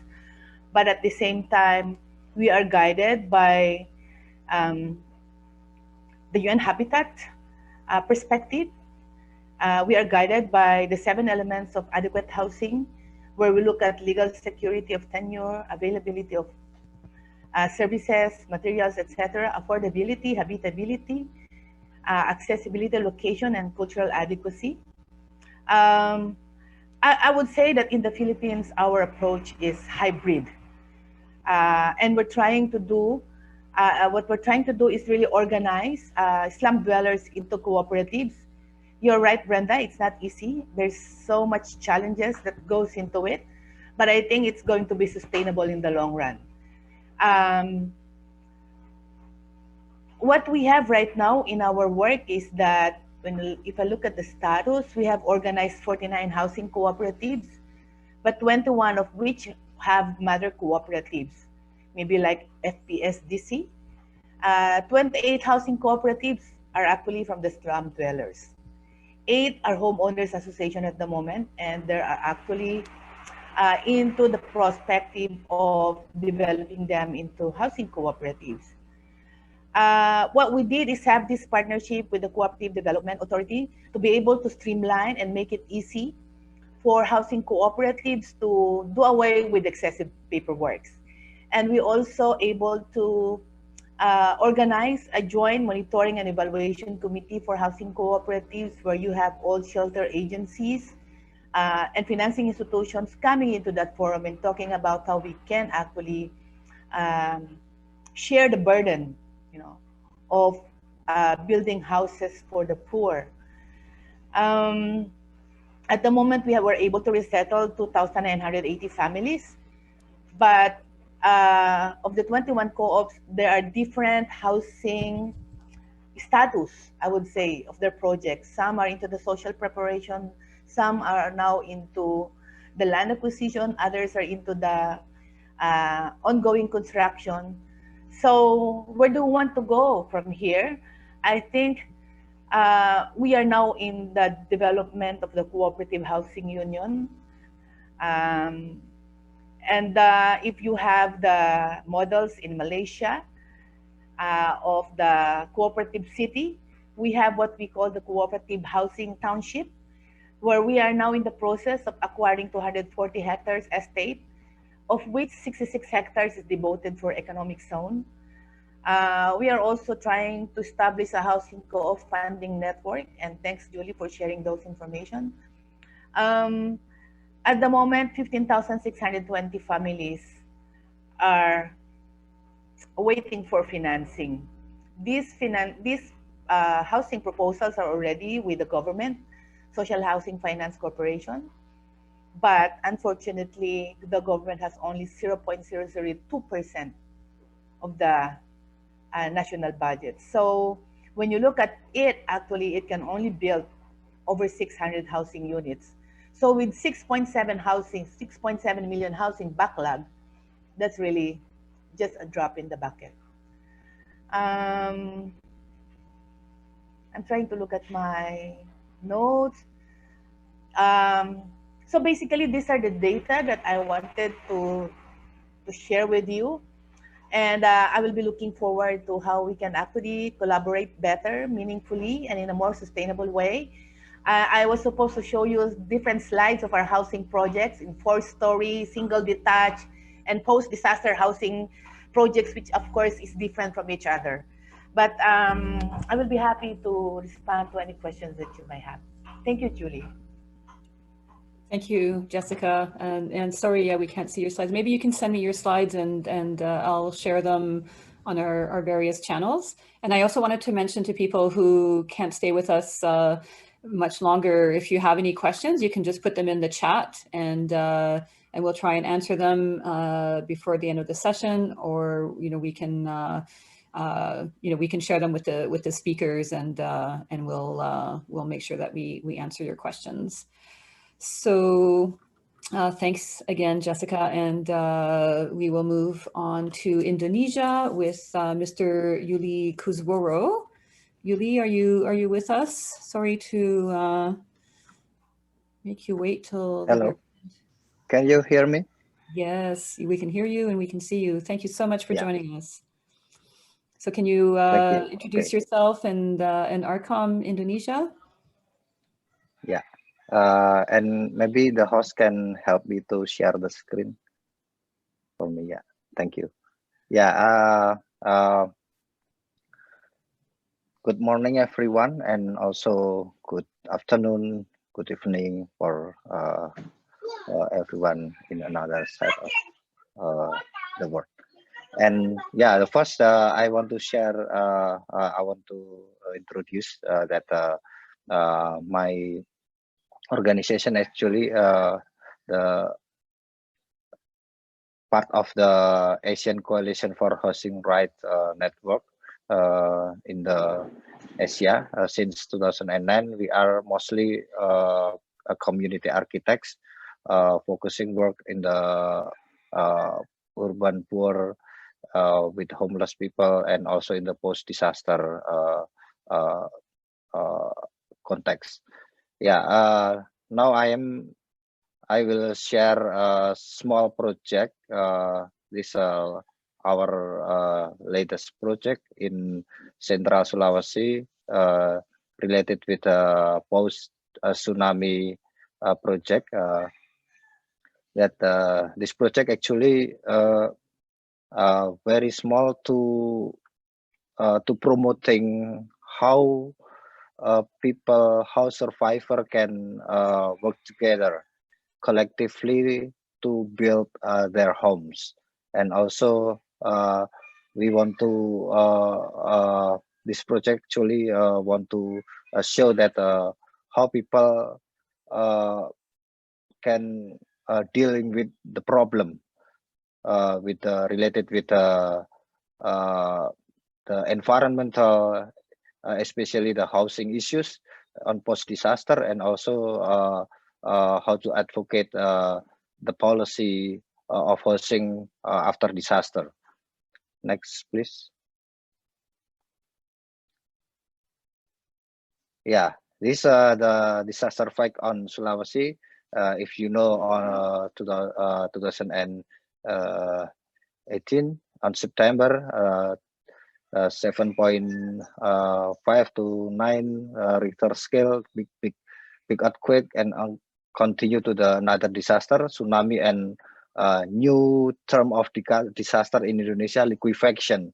Because before we never heard about the liquefaction, and in Central Sulawesi we know this is the liquefaction disaster, and the number of people that injured is also still big. This is and make a big impact in the, especially in Palu Bay, Palu City Bay, and over 66,000 houses damaged. Next.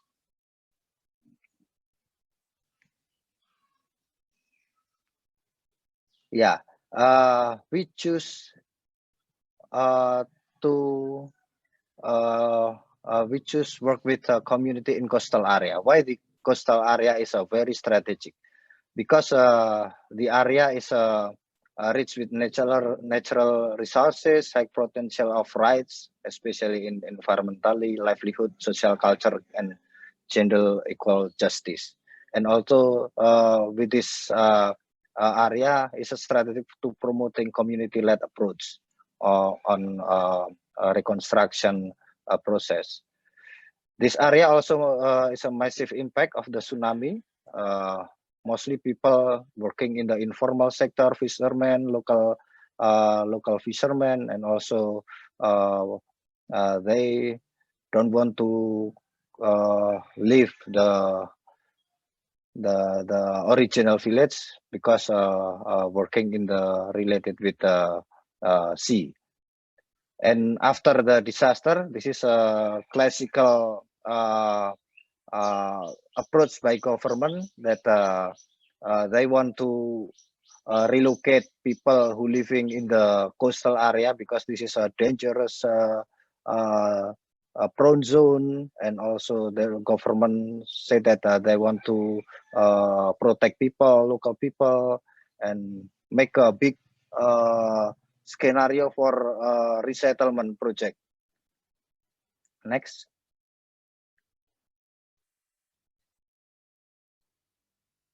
Next, please. Yeah, my organization try to working with before this slide, please. We work in 3 villages. Mostly this village is also with massive damage, with characteristic area is all villages is high damage by the tsunami. Next.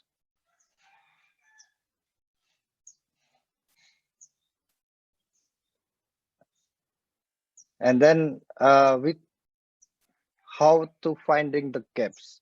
This is in the emergency response. We know that the collective work is important things that this is a part of the long-term process. How we organize community, how we collect the social working that actually this is still exists. But in the by the disaster momentum, by disaster case, actually the social cohesion is a loss. But we try to come again and working together with community to identify the root problems. And we think that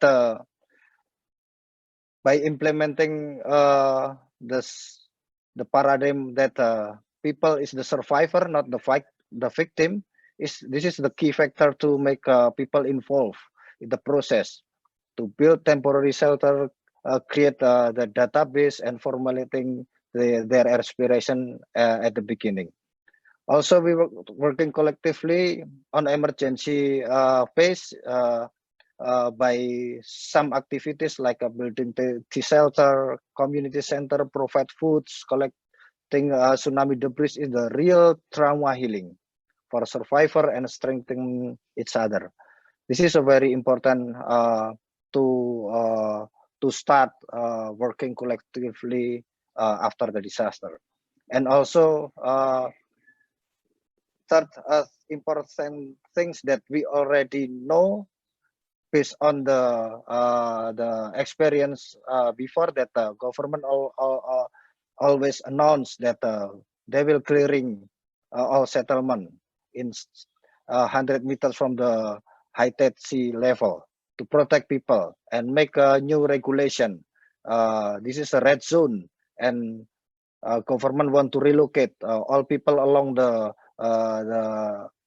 coastal area from the new resettlement by a top-down approach.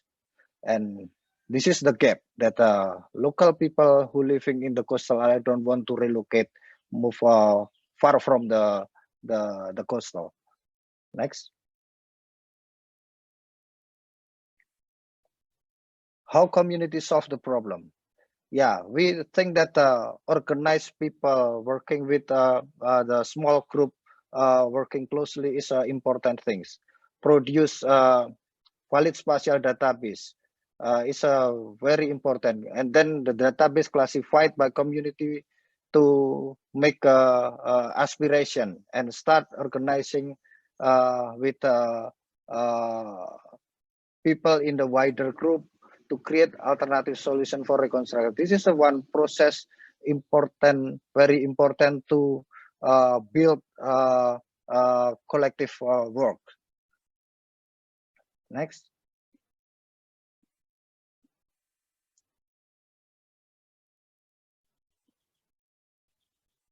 Yeah, this is the after community make a mapping process, and then we make a spatial database, and the spatial database can share together with a community and negotiate with the government also, and then we know that which houses in the red zone and which houses impact to the green zone, and then we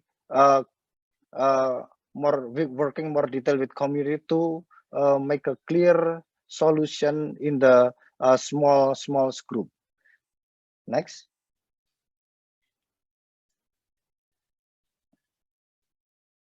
Yeah, this is the also the result of the data that actually in 5 villages that we work, there are three schemes for housing. First is some people is agreed to relocate by government. This group is actually people working in formal formal sectors like teacher or something like that. And then second, the group that people want to make a community relocation. It means that they want to move from 100 to another site, but this is still in the close from the sea. And the third group is people who want to make a rebuild on site in green zone. And we start working in the red box that we want that people, some groups want to make a collective relocation by purchase land and looking for a new land. Next. This is the process that after people agree to start working on collectively. By community set planning, we planning long-term collective vision for village, and then also we using the planning using gender action learning system to engage women and men together, have a voice, same level, and also planning the scheme of repayment system for land purchased by to build a new settlement, how to plan infrastructure, how to plan a team for construction, for logistic, for financial management, and also how to design some types of housing, and then also planning to strategy negotiate with the government.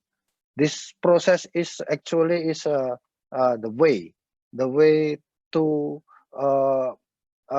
transfer knowledge from us as a facilitator, as architects, as organization that have experience before on post-disaster housing to local people. And this process is very rich of knowledge. Next.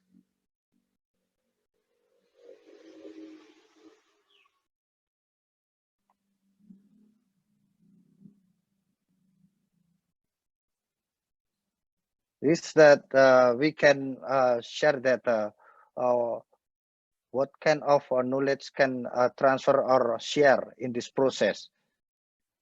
Two things that we know that two things that are very important is this knowledge is for local people and for local team, because this project actually we also strengthen the local architects in Central Sulawesi, especially about the approach, about the collective construction management, how to create a new scheme of direct build orchestra transfer system, and also how to create a design process, how people learning and understand working on skills, set planning, and then also how share the knowledge about the regulation of housing. And also the important thing is how people can rebuild earthquake resistant housing. Also, the livelihood is part of the important things in the housing, not the separated phase. And also the strategy of our community, how to organize community, how to do advocacy in the city level or in the national level, because this policy in the national level, and also build new networking with between the community and also between the another organization. Next.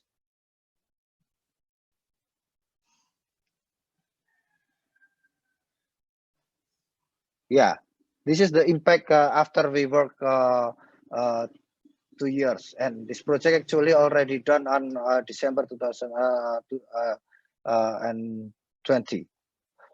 In the community level, that many community groups interested to replicate and avoid their original aspiration on relocation by settlement by government. They change the aspiration and want to make a to applicate and implemented this scheme. Also, people want to who living on the less impact of the disaster come together on the workshop on the new skills that they now work in prefabricated concrete panels workshop, learning and working as a local labor. And third, the impact in the community is the new representative, new perspective from community about the bamboo, about the soil, about coconut wood as important material to build strong houses with limited budget. Before they only know about concrete, about fabricated material come from another island, and this is actually not environmentally materials. And for the government level, the impact is very important. Now the model or this pilot is already approved and will replicate it to 3,000 families under the new scheme of the Central Sulawesi Reconstruction and Rehabilitation Project funded by World Bank and national government. This is implemented by government since January of this year.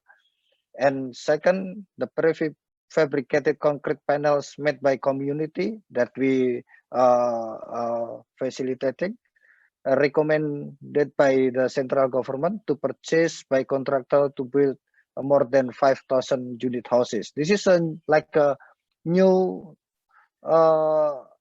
economic, new livelihood for community, because the community government have a demand to build more than 10,000 houses by contractors in the relocation set of a resettlement project. Next.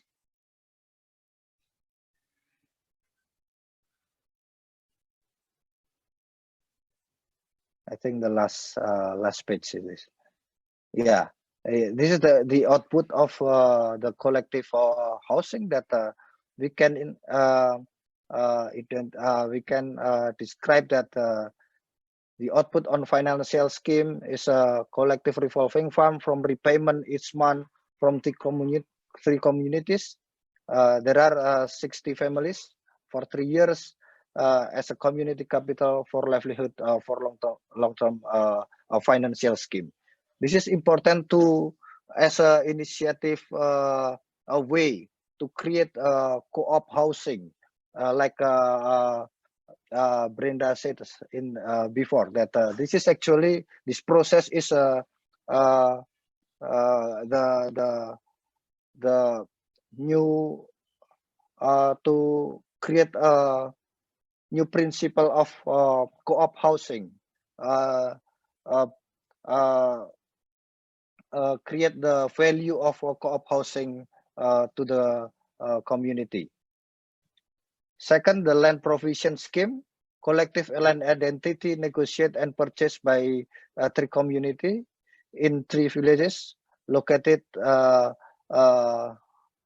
not far from the sea. It means that the community can solve their problem, but they don't want to far from the sea, but they cannot build in the red zone. So community can looking for land, because the solution in the community, not come to the government, and government want to move or relocate people until 5 to 10 kilometers from the sea. This is I think a different way.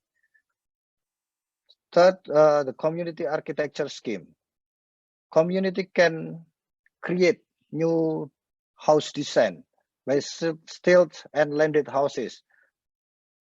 This design create collectively and implemented by cash transfer system, combining earthquake-resistant houses with local architecture, and now already built 15 unit stilt houses and over 250 landed houses.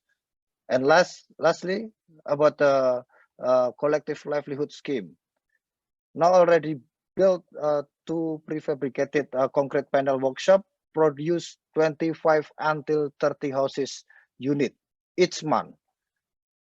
And in this workshop involve 67 survivors certified by Ministry of Public Works to produce concrete panels. Yeah, I think this is I can share that this way is actually only a small case, that this is a small model, but this is initiative from the people, from us, to influence the government in the city level and in the national level, because in Indonesia the model of collective housing is still difficult to promoting. But by disaster we have opportunity, we have the big opportunity to promoting this, and this is the real, and now the government already approved and will replicate this this model. I think this is my presentation. Thank you for your listening. Back to you, Julie.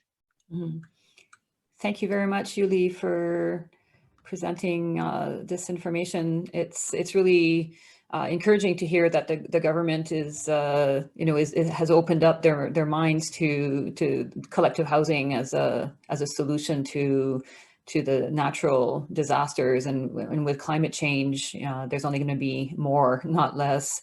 Also nice to see these brightly painted houses. They're very very cheerful. And very impressive to see all the data analysis, and all the thought that's put behind the rebuilding. So congratulations, and keep up the good work. So we are very much over time. So a few people have asked questions in the chat. I think we can have an open discussion for only a few minutes, so top 5 minutes. If anyone has a question to the speakers that are still here. A few speakers have had to leave because they have other meetings and other commitments. Does anyone have anything that they'd like to raise to Yuli, or to Brenda or Jessica, to Sam from the Philippines? Or just feel free to put them in the chat. We had someone who had a question for Brenda and Yuli on what way can we think of collective processes in a scenario or context where there's a massive lack of organizations which are capable both technically and socially, because often this leads to inability of finding appropriate partnerships, which eventually affects the eventual output. How to think innovative collaborations that handhold each other at community level. Brenda or Yuli, would you like to tackle this question? I think Yuli would be the most appropriate, but I would just make a general comment. I think this is a question that is often asked when discussing how to start a process of community organization. And communities are organized organically already. There is always some way in which communities connect, especially in urban areas where a lot of people are coming from rural areas and come from the similar regions. So there is already a latent way of organization in most communities, I would say. But one strategy that is often used by ACHR groups and members is the creation of savings groups, because savings groups are a material immediate solution to the needs that communities identify. So the main strategy that the ACHR groups use to organize communities and to start something from, if you may call it from scratch, but as I was saying, it's never from scratch. A good way of doing it is creating the savings groups, because it's an immediate way of providing solutions. But it's also a key way of getting people to trust each other, getting people to know each other, and to imagine collective solutions together. So this is how I would imagine, or from what I have understood in many of the countries that are part of our network, this is how the process starts. But also there is always a community in a city or in another country even that has had this experience. And usually communities know each other. So there is a way in which connecting communities can inspire each other. If you are from a certain community in your city and you have gone through a process of organization or community savings or accessing land or services, you can share that experience with other communities or people you know in your own city. So this cross-fertilization of experiences is another way that the ACHR members use to invite each other into a larger process of citywide community processes. I don't know if Rohit's question had to do with that, but I think Yuli can also add on your experience in setting up the process in Indonesia. Yeah, thank you. I think the question from Rohit is already identified as a challenge of this way. So that's why we believe that by people's process, by collective process is we can improve the capacity of the community, looking for the proper solution, not the best, but I think the proper solution for the people. I think this is we already identify this your question, so that's why we use organizing strategy. We use networking strategy and also advocacy, because in the normal cases, like from the government way, they always use top-down policy. So we know how to counter this, how to engage community by people's process. When every disaster hit in Indonesia, government always said about the relocation. They never know, never talk, never discuss with the people. So actually, this is like our ideology to engage community. People, they have knowledge for looking for like innovative, looking for the solution. So I think by this process, you can see that the process is not too long.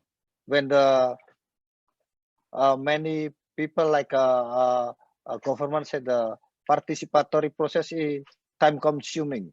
No, we built this process for 2 years, as this model can replicate it for another case. And now the community that at the beginning they just want to come to the government, just give the key from the house, and now they oh, that's the law, because by contractor it's a very long process to purchase the land, big land, like 20 hectares want to purchase by government. This is a difficult process, but community can negotiate in the smaller scale. So we think that by organize in the working with a small community, small group is more faster, because we can reduce the problem. Community can reduce the problem and make a small solution from the small things. I think this is the the one important things that I can share that yeah, community can bring their solution by simple process. So this is actually not a difficult way, but only we believe to the people's way. That's I think. Thank you, Julie and Brenda. That's a very experiential, explanation of how to lead a community, together to collectively, solve a problem that's impacting people in a very serious way. I would like to give the floor to Jessica, who wanted to add a couple of words from We Affect in the Philippines. Yes, thank you very much, Julie. How's my sound doing?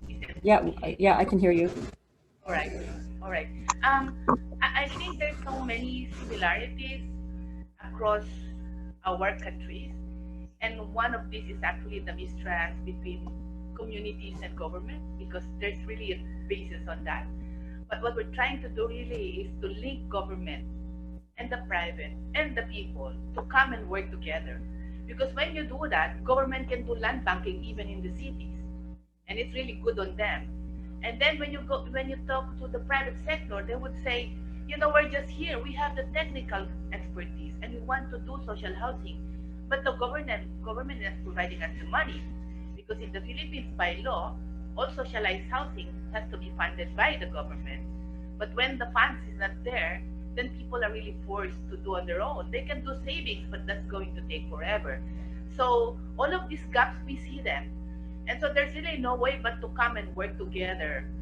So this is the hybrid that I'm saying. And I think the problem of the slum dwellers, when they were organized into cooperatives, realized that they need to be more responsible, and they have to take care of their estate, etc. So I think this is one thing that we should how do we say it, endeavor to do, to facilitate that confidence building and the trust among these stakeholders.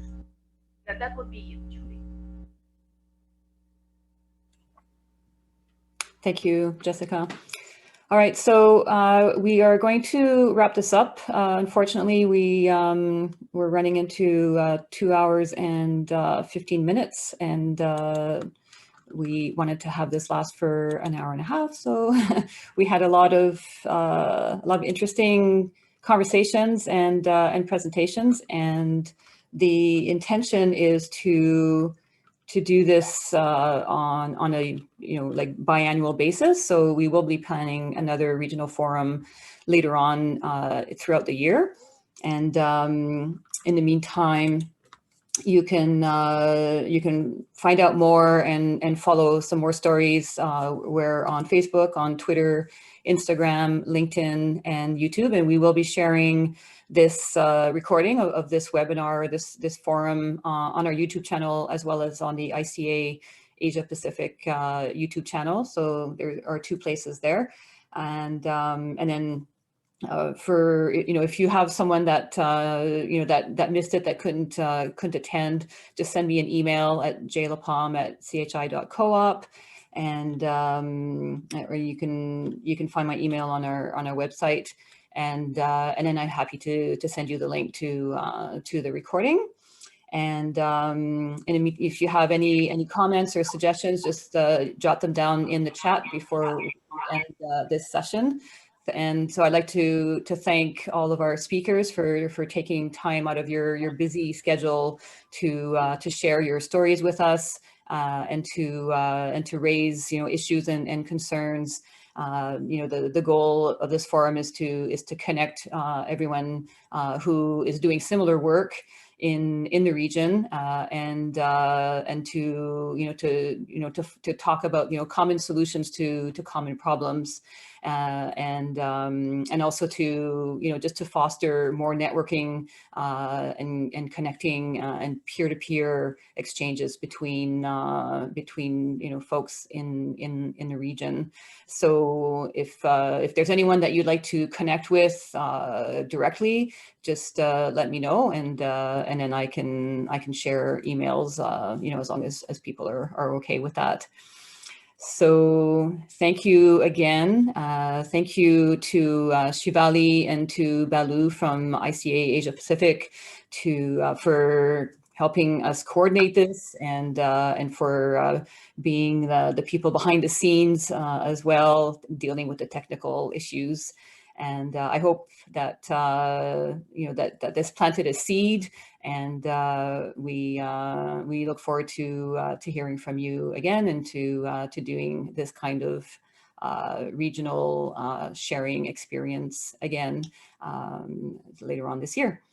So have a good day and a good night for those that are in other parts of the world, and we will see you again soon, hopefully. So take care.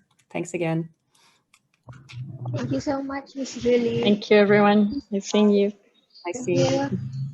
you.